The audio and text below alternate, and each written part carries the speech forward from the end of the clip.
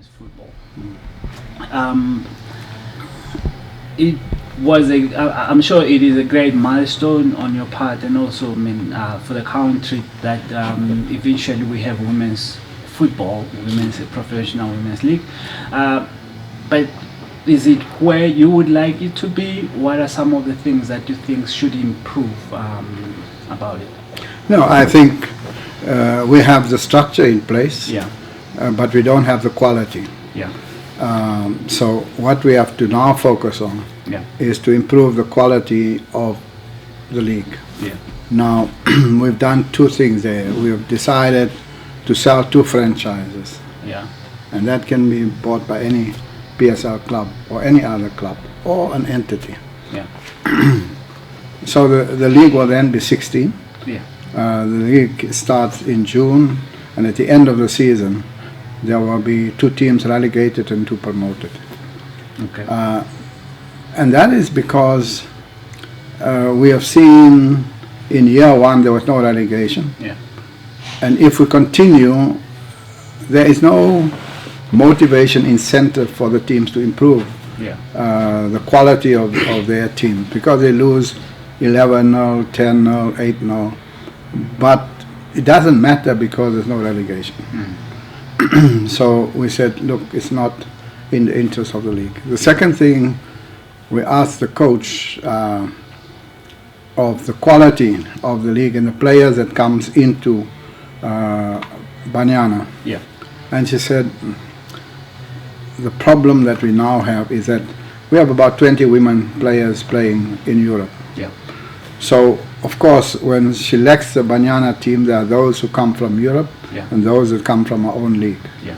And there is a gap between the quality of the players from our local or domestic league and those who come from overseas. Yeah.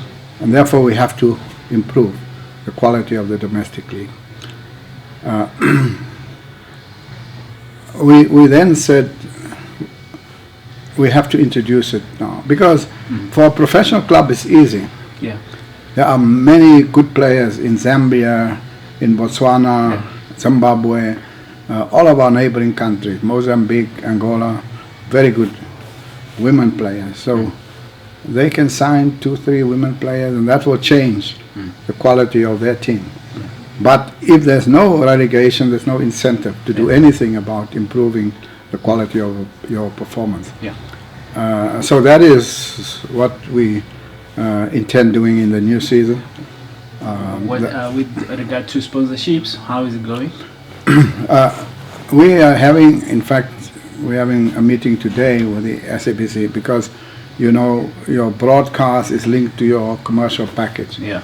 And the SABC has been carrying the league for the first year now. Yeah. And now we have to take the second step to say, what are the things, the value add to the league, and bringing in a commercial partner, Yeah. so that the quality of the league, the product offering is enhanced, and greater revenue into the league. Yeah. So those are issues that we have to address in order, when the league kicks off in June.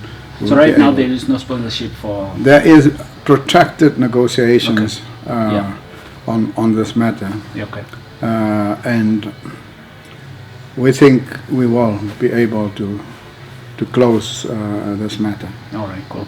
because there's a lot of interest, you know. Yes, But to turn the interest into a real contract and real commitment, financial commitment, and the flow of the money, Yeah. that's where that process is now. All right. And just talking about sponsorships, isn't it a matter that is not just affecting women's football? I think SAFA as a whole has been seeing a loss of sponsorship deals. No, Yeah. we didn't lose any sponsorship. SAB is still there. Yeah.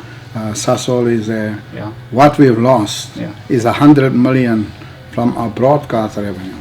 That's where a huge loss. And for any organization to lose 100 million Yeah.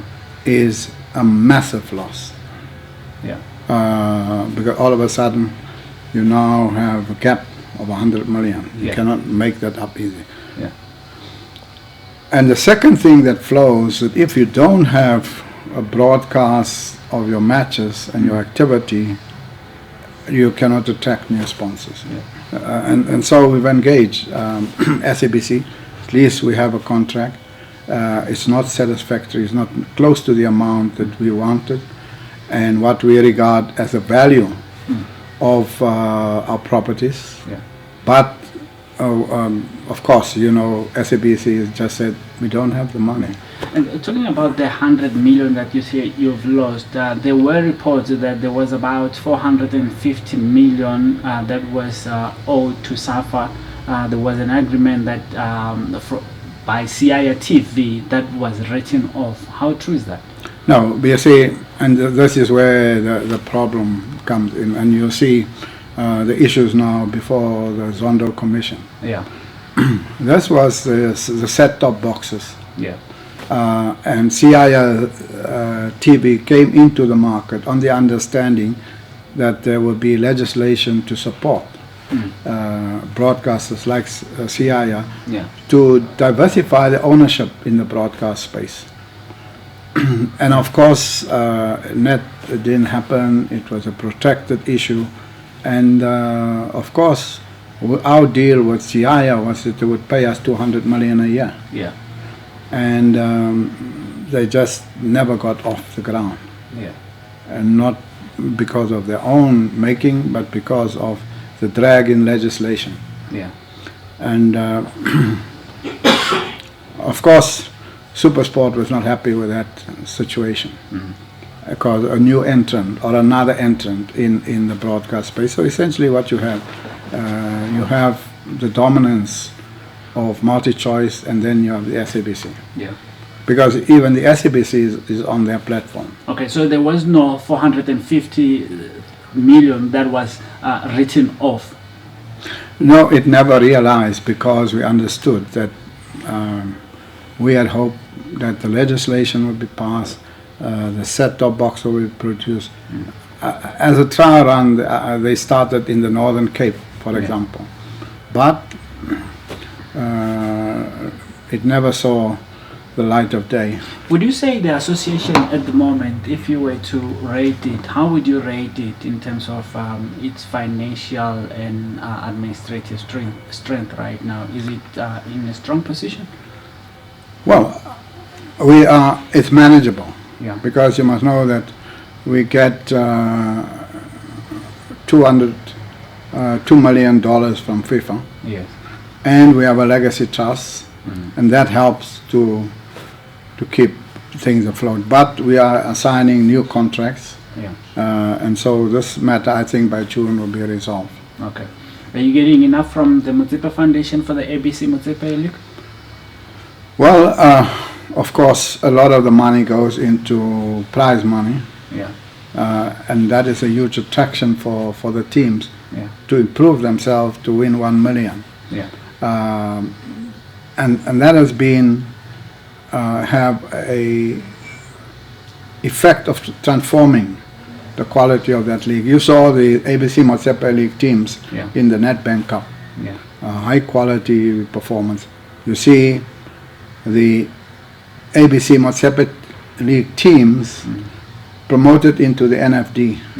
None of them came down again. They are still there, competing. But it is one of those leagues that is said to be suffering from match fixing and referee corruption because of the lack of financial muscle that referees are getting paid enough that they. You know, we must not use money to justify criminality. Some of the poorest countries on the African continent are amongst the honest.